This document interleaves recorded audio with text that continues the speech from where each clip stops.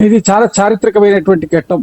3 రాష్ట్రాలకు సంబంధించినటువంటి ముఖ్యమంత్రులు, ఉప ముఖ్యమంత్రులు, నీటి పారిశుద్ధ నీటిపారుదల శాఖ మంత్రులు, ఇదంతా కూడా నదీ జలాలు ఏ రాష్ట్రాల గుండా అయితే ప్రవహిస్తున్నాయో ఆ రాష్ట్రాలకు సంబంధించినటువంటి అధికారంలో ఉన్నటువంటి ముఖ్యమంత్రులు, మిగిలిన యొక్క యంత్రాంగం అంతా కూడా ఒక వేదిక మీద కలవడం అనేది ప్రజలకందరికీ కూడా సంతోషకరమైన విషయం. ఎందుకంటే నదీ జలాల విషయంలో అంతర్రాష్ట్ర సమస్యలు ఉంటాయి. అవన్నీ కూడా సానుకూలంగా రావడానికి, వాటికి పరిష్కారం తెచ్చుకోవడానికి ఇది ఒక వేదికగా కూడా ఉపయోగపడుతుందని మా అభిప్రాయం.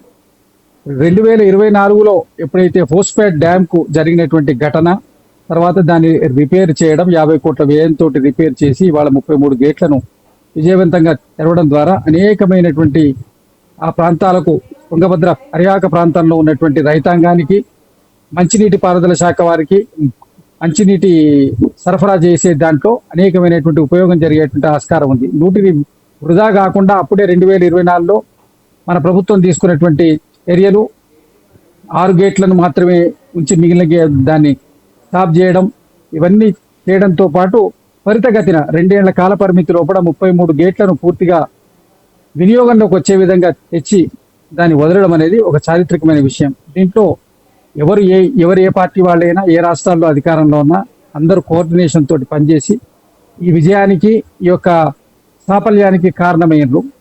కాబట్టి ఇదే విధంగా ముందుకు సాగితే కృష్ణా, తుంగభద్ర జలాల మీద కానివ్వండి, మిగిలిన వాటి మీద మన కర్ణాటకతో ఉన్నటువంటి ఇవన్నీ కూడా ఒక కొలిక్కి వస్తే మన రాష్ట్రంలో ఉన్నటువంటి అసంపూర్ణంగా ఉన్నటువంటి ప్రాజెక్టులు పూర్తి చేసుకోవడానికి, తుంగభద్ర రాజోలి బండ ప్రాంతంలో ఉన్నటువంటి సమస్యలన్నీ కూడా మనం క్లారిఫై చేసుకోవడానికి మనకు పూర్తి స్థాయిలో ఉపయోగపడుతుంది. అనేకమైనటువంటి జల వివాదాలు కర్ణాటక రాష్ట్రంతో మనకున్నాయి, అదేవిధంగా ఆంధ్రప్రదేశ్ తోటి కూడా ఉన్నాయి. కాబట్టి ఇవి సానుకూలంగా చేసుకో, కర్ణాటక నుంచి మనకు రావాల్సినటువంటి వాటా కనుక సవ్యంగా దక్కితే ఆంధ్రప్రదేశ్ నుంచి కూడా మనకు వాళ్ళకి ఎక్సెస్ వాటా వెళ్తుంది కృష్ణా వాటర్లో. కాబట్టి దాన్ని కూడా వాళ్ళు ట్రిబ్యునల్ వాళ్ళు మనకు అనుకూలంగా ఇస్తే దీన్నంతా కూడా సానుకూలంగా మళ్ళీ మనం అన్ని ప్రాజెక్టులకు మనం డిస్ట్రిబ్యూట్ చేసుకోవడానికి ఆస్కారం ఉంటుంది.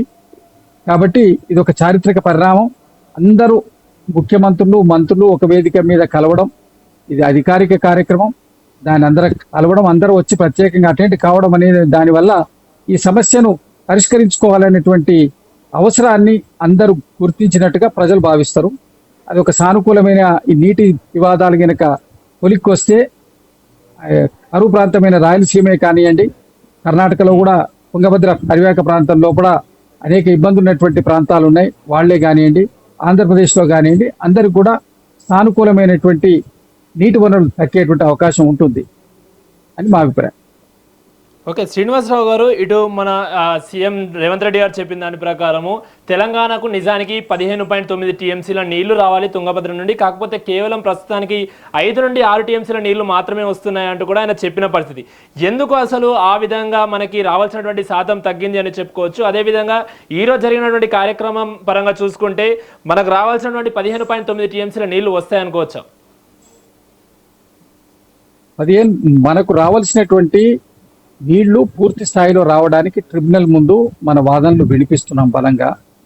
ఎప్పుడైతే ఆల్రెడీ ఉన్నటువంటి ఆయకట్టు ప్రాంతం ఆంధ్ర ప్రాంతంలో ఎక్కువ ఉన్నది కాబట్టి, అందులో కర్ణాటకలో కూడా ఇంతకుముందు ఆయకట్టు ప్రాంతం ఎక్కువ ఉంది కాబట్టి వాటికి నీటి వాటర్లు ఎక్కువ పోవడం జరిగింది.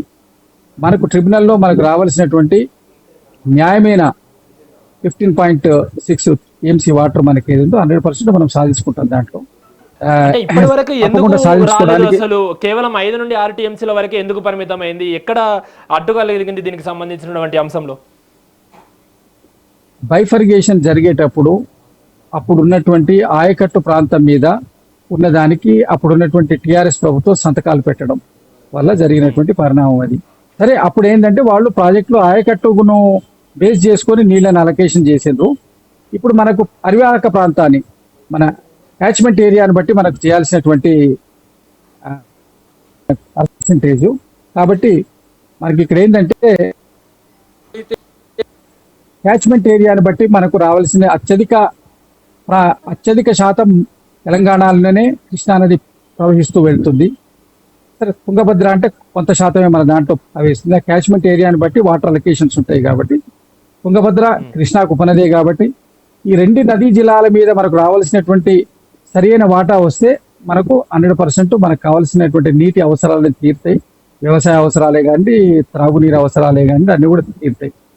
దాంట్లో ఎలాంటి ఇబ్బంది లేదు. కాకపోతే ఆ సరైన వాటా రావడానికి అన్ని కోర్టులో మ్యాటర్ పెండింగ్ ఉన్నది.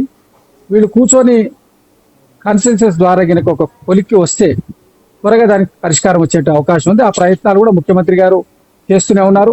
నీటిపారుదల శాఖ మంత్రి ఉత్తమ్ రెడ్డి గారు, ముఖ్యమంత్రి గారు ఇది పూర్తి స్థాయిలో దీన్ని సానుకూలమైనటువంటి పరిస్థితి తేవడానికి, తెలంగాణకు న్యాయంగా దక్కాల్సినటువంటి వాటాను తెచ్చడానికి తీవ్ర ప్రయత్నంలో మొదటి నుంచి అధికారంలో వచ్చినప్పటి నుంచి ఇప్పటి వరకు ఉన్నారు.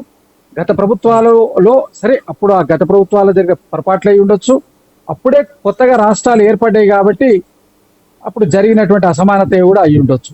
ఏదైనా గతంలో జరిగినటువంటి దానికి పొరపాటును సరిదిద్దే ప్రయత్నం ప్రస్తుత ప్రభుత్వం చేస్తుంది. పూర్తి స్థాయిలో మనకు రావాల్సినటువంటి నీటి వాటాలు మనం సాధించుకుంటాం.